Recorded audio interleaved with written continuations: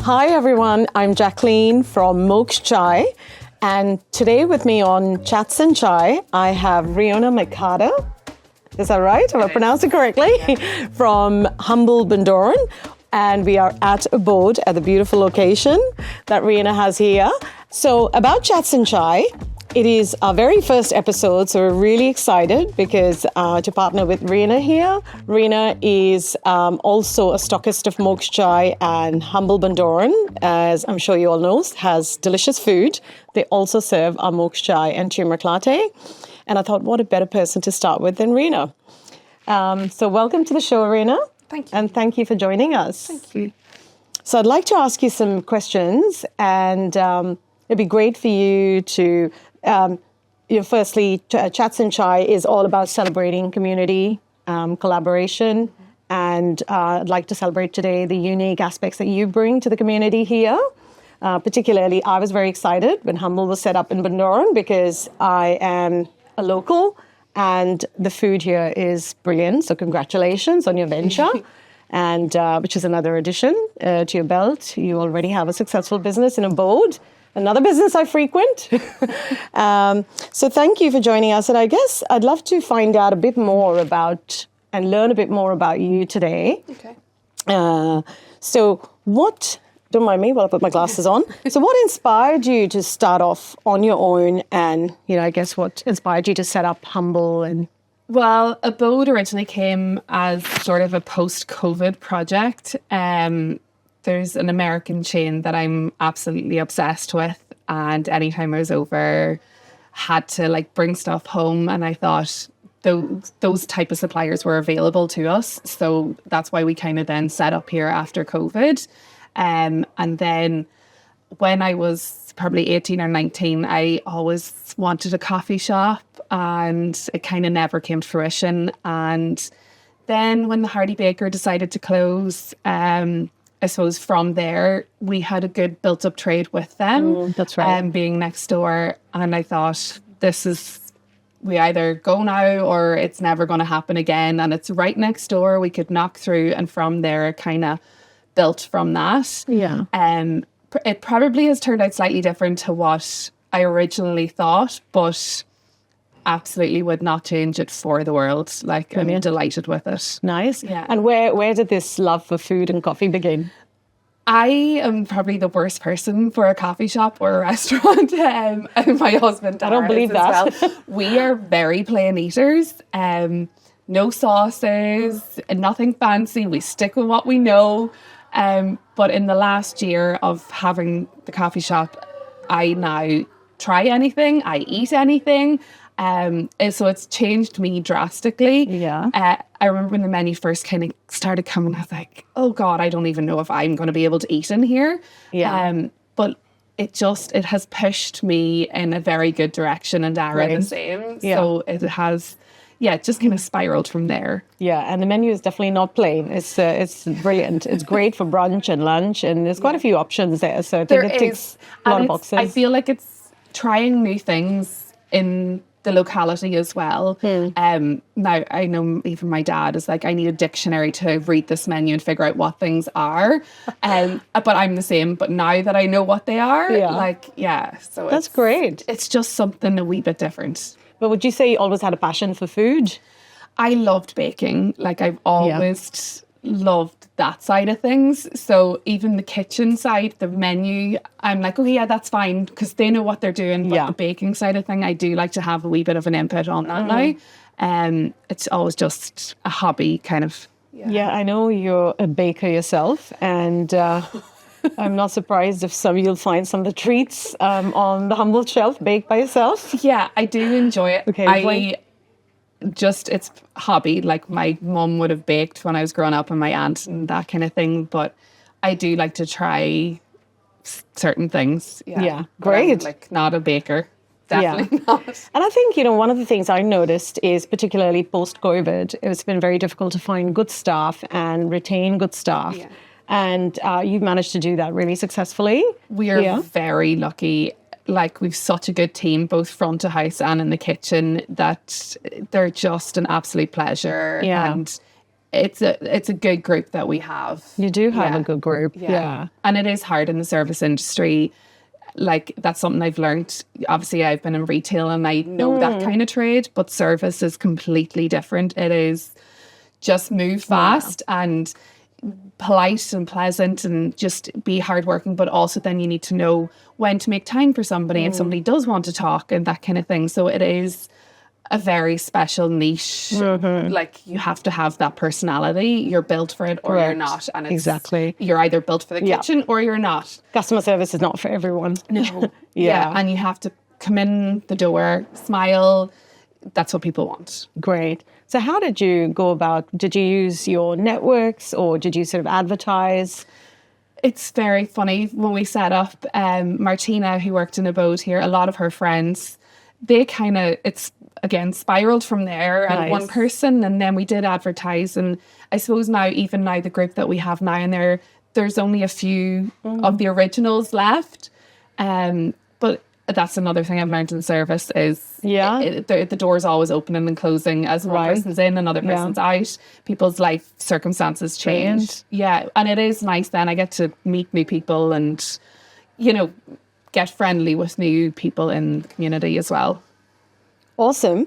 So what sort of, did you encounter many challenges with the new business or down the path? It is challenging because it's always on. And I suppose,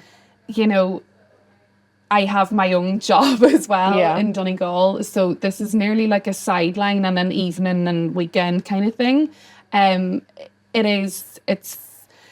It's full on and it has been a big change. And again, like I said, I've never been in that industry before. So it is different pace. Yeah. And it has its own challenges as well. I did notice that from day one, like from the moment you open the doors, it was really busy. There's been a regular stream of people. It's always really packed. Yeah. And the service is always, on point. So it's very funny. When we first opened, we had like a closed day where we played coffee shop and see how things would go. And then we were like, right, if that goes okay, we'll take down the paper on the windows and we'll open the door slowly. And it was like we opened the door and got hit by a bus. And there was so many mistakes at the start, so many things to learn. But you can't plan these things. You just have to go with it and learn from it and learn fast. Yeah, that's great. So what would you say is the unique aspect about your business or your businesses? I suppose it's for Humble, it's the offerings. Yeah. There isn't a lot of places that offer that kind of a menu. You're right. Yeah, to even or in the locality. Like we have people that travel, and it's funny, even my customers in Donegal town, they're like, would you not open one in Donegal? We've nothing like that. Whereas I do feel like there is that kind of thing over there. Yes, our menu is slightly different, but there is very similar businesses over there. Yeah. So for me, it is the food offering on the menu would be definitely. Yeah. I have to agree. In Abode, it's, I suppose I buy stuff that I want in my house or that kind of gifting and that kind of stuff. So it's got your touch. And yeah. It's somewhere that I want to come in and, you'd be able to treat yourself or a gift for somebody or that kind of thing. I suppose that's my passion. And it's something, I think there's something for everyone. Yes. Caters to a lot of age groups and different. When we originally set up Humble, it was to try and attract our kind of Abode customer as well. I like ladies who lunch is what I call them. The likes of like my mum and that kind of thing. People who would have gone to the Hardy Baker before, keep that kind of custom. But we also get that younger generation group too, which is lovely to see that we can actually target both markets. Yeah. Which is always nice to have that mix. Brilliant. Yeah. So I'd like to find out a bit more about what set you on your path as an entrepreneur. So you obviously wear several hats. And how did you first get started? Like for a person wanting to start out, it'd be great to learn about your journey. Well, I was originally going into teaching. Right. Very different. No, not for me. No. My degree is actually in music and geography. Okay. But I always wanted to put down hotel management on my CAO, and my dad was like, that's so many, you know, the hours that you have to do and that kind of thing. So I went, okay, I'll go teaching because it's in my family. And then after I finished my degree, I realised that really wasn't what I wanted to do. And I started working in my now husband's family business. And I went back and I did my master's in management then. Nice. And I suppose from there we kind of took over the family business back in 2014. And from there, we got thrown into it. And right. Yeah. So it was never planned or anything like that. But okay. Yeah, it's also a love. I do love what we do. You obviously invested in it and sort of took it from there. Yeah. And then Abode developed, and then Humble from that then as well. And what a perfect location right next to Abode. And it's an opportunity that was meant to be. Yeah, that's I suppose part of the reason we kind of jumped into Humble now, and because the location and that, and it's close to home, which is always nice. Great. So, a few more questions there. How would you define success? And how long would you say it took you to find it? Oh God, I'm not there. So I don't know. Does anyone say there? Success, what I think it is a good work-life balance and having 2 kids. Yeah. So I'm not there yet. We bring work home. Work is at it's from the minute we wake up in the morning till the minute I go to sleep at night. It's work for both myself and Dara. But it's trying to carve out family time as well. And, you know, the kids are involved, but I think it's very important for my kids to see us both working. And yes, we have to work hard to get what we want. And like, that is important to me, that they see me out working hard. So I don't think we are successful. We're not there. Someday. It's interesting. As a mum, that definitely resonates, you know, and it's all about that balance and how you keep that going. It's the balls in the air that you have like in moments. I discussed last night with the girls. We were out, and it's you thrive in one area. Like, you either look really well and put together today, or the house is put together, or the kids are you never hit them all. No. You got to take one thing. And as I said to you, my house is the tip. But look, we're all here today. Yeah. Thank you. So I guess, do you ever have creative block? Yes. And how do you overcome it? Well, Dara is really good. Like, we're a really good team. That's good. One of us kind of dips a bit, the other person, if I can't see the final project or the final hurdle, he's there to help and jumps in. So there is a very good balance, and I am lucky to have him, like, as a husband. It's the yin and yang, it's a good balance. Business, Nice. I'm the tense, stressed one. He's the chilled. Is he? Most of the time. Oh, great. And I guess, you know, for someone starting out and wanting to set up their own business, whether it's, you know, a female entrepreneur or someone else, what tips would you give them? Time management. Yeah. And don't waste time on things that aren't important. Yeah. Focus on what's right and what you feel is right. And there's going to be hiccups everywhere, and things aren't going to turn out like what you planned. But look, that's the path you're meant to be on. Yeah, brilliant. Good advice. Yeah, thank you. So one of the things I wanted to know, obviously, when I first saw Humble opening, I was super excited. Firstly, I was quite excited to see the menu.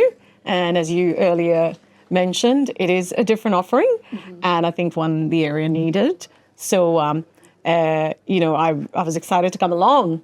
And then obviously, as you know, I set up Moksh Chai, and that stemmed from, again, there being a gap in the market, because I know there was a lot of good coffee and couldn't find any real authentic chai. And you're one of the first businesses that actually took on Moksh Chai and stocked it. And what do you normally drink? Are you a coffee or a tea person? Americano. Yeah. How many coffees a day? Do you want the real Too many? answer?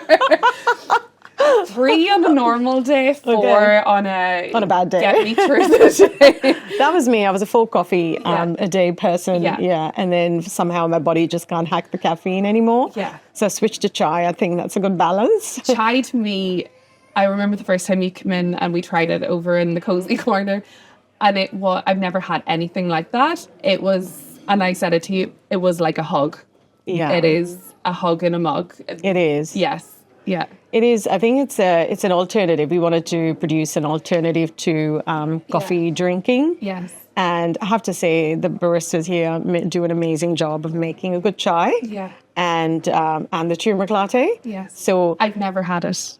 You haven't had the turmeric? No. Okay, we have to get you to have the turmeric. I know. This is, again, the whole trying new things. And it's the powder as opposed to the chai mix, which is the leaf. Yeah.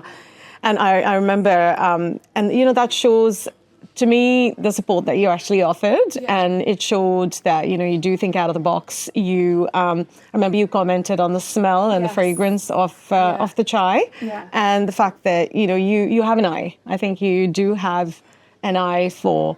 You can see that in the aesthetics in the store here. But the menu in as Humble. As soon as I smelt it, that's the type of baking that I love. Yes, is that gingerbread, cozy, like hug. And the baking, you have an absolute amazing array of baked goods. They are delicious. So thank you. Now, what do you do? Obviously I've learned a lot about, you as an entrepreneur. What do you do for downtime? I don't. I like crap TV to unwind. Yeah, Netflix and chill. Yeah, like my brother calls it chewing gum for the eyeballs. Oh yeah. That's what I need before I go to bed is to stick on something. Is that a mum thing? Because I tend to do that. I don't need to concentrate on it. Yeah. I can skip 10 minutes and, not have really missed the storyline. That's really my downtime. After that, it's work and just being at home with the kids. Yeah. And what would you say is your favorite food? I know you said you're a plain eater, but what would be your go-to food? Oh God, that's really hard. Like where? Like here in Humble or anything? Anything, like your favorite food. Like it could be comfort food, it could be a dish you really like. It really depends on my humour. I'm like, yeah. Like I do love Italian food. I really nice. like Italian food. Same. Yeah. But then it depends on the place. Like I have my certain go-to things in Humble, and then I'm just craving stoked in Strandhill at the minute all the time. Yes. When we go, I'm like, I need to get back again. And that's next week's plan for the Great. Thank you. And is there a favourite thing on the Humble menu? They converted me on the halloumi. Oh yeah, is that the halloumi? It's just like I get it with my breakfast. I get it as the halloumi focaccia with the chili jam, or the brioche French toast. That's the brioche French toast. Yes, that's quite something. That's my guilty pleasure. Yeah. So we're coming towards the end of our session today, and I'd like to move to some quick, short, rapid-fire questions that I'd like to ask Rionach. So, Rionach, are you a morning or an evening person? I am definitely a morning person. Oh, brilliant. Yes. And are you a breakfast, lunch, brunch person? Breakfast. Breakfast? Definitely. Wow. Yes. Your favourite movie? Oh, Silver Linings Playbook. Wow, I don't think I've seen that Jennifer one. Lawrence and Bradley Cooper. I think I know the one. Bradley Cooper. Okay. Nice. Favorite holiday destination?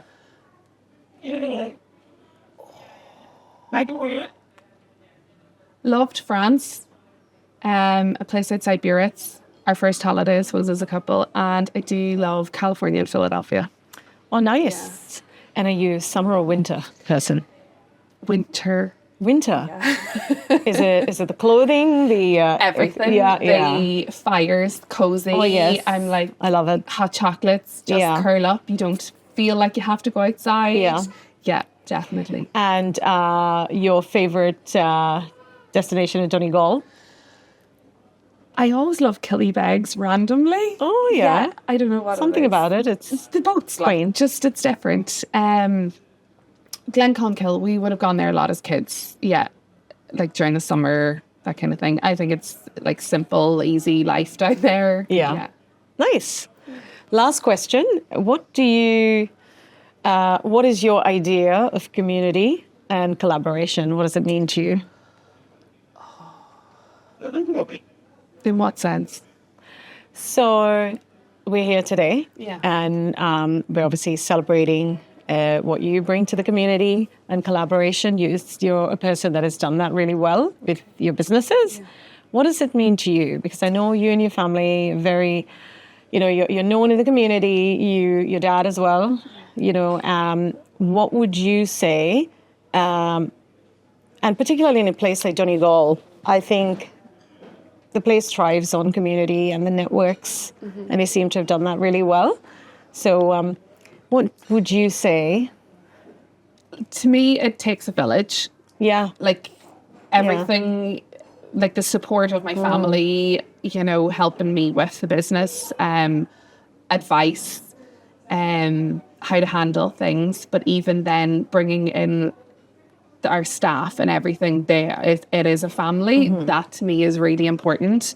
The input and people's advice as well, from my friends to family to other business owners, for advice from you on certain things. It really does. It takes a village. Everything, not just raising a family, but even in a business, it does take everybody. Absolutely, you can't do it alone.